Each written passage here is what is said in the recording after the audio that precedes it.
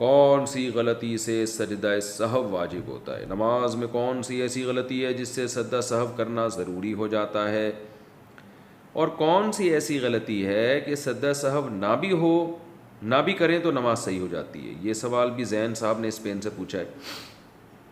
یہ تو پورا آپ نے ایک چیپٹر پوچھ لیا مجھ سے۔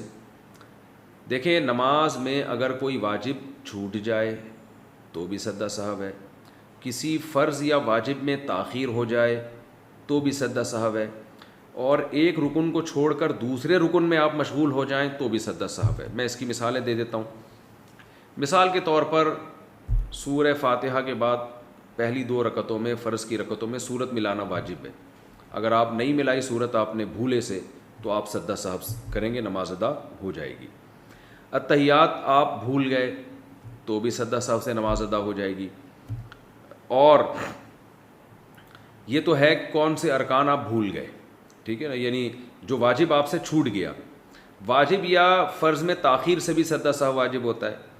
مثال کے طور پر آپ سنت مؤکدہ پڑھ رہے تھے، 4 سنتیں جو ظہر سے پہلے ہوتی ہیں، یا وطر پڑھ رہے تھے، یا فرض نماز پڑھ رہے تھے، دوسری رکعت کے بعد آپ نے اتحیات پڑھ کے کھڑے ہونا تھا، لیکن آپ کھڑے نہیں ہوئے بلکہ آپ درود شریف پڑھ لیا، آپ نے خاص مقدار تو وعلی آل ابراہیم تک آپ نے جو ہے نا اللہم صلی علی محمد وعلی آل محمد کما صلیت علی، یہاں تک آپ نے درود شریف پڑھ لیا تو تاخیر سے آپ پر سجدہ سہو واجب ہو جائے گا۔ لیکن نوافل میں تاخیر سے نہیں ہوتا، نوافل میں 2 رکعت کے بعد درود شریف پڑھ لیں تو بھی کوئی حرج نہیں ہے۔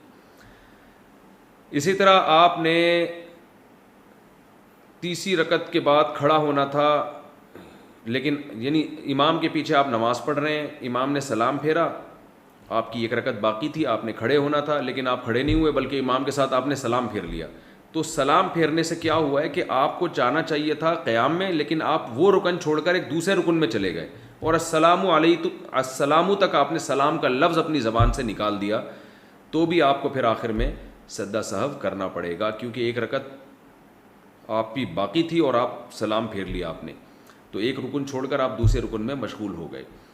تو یہ کچھ احکام ہیں جو عام طور پہ لوگوں سے غلطیاں ہو رہی ہوتی ہیں، تو ان غلطیوں میں آپ سجدہ سہو کریں گے تو نماز ادا ہو جائے گی۔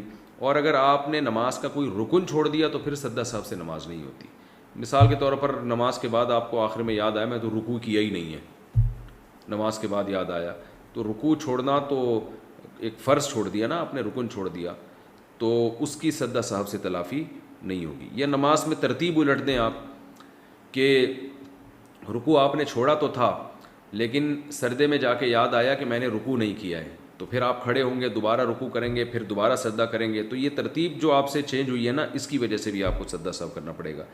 بہتر یہ ہے کہ بہشتی زیور جو کتاب ہے مسائل کی، جامعۃ الرشید والوں نے چھاپی ہے تسہیل بہشتی زیور کے نام سے، وہ کتاب آپ گھر میں رکھیں، اس میں روز مرہ کے نماز کے، روزے کے اور بہت سارے مسائل اس میں ہیں۔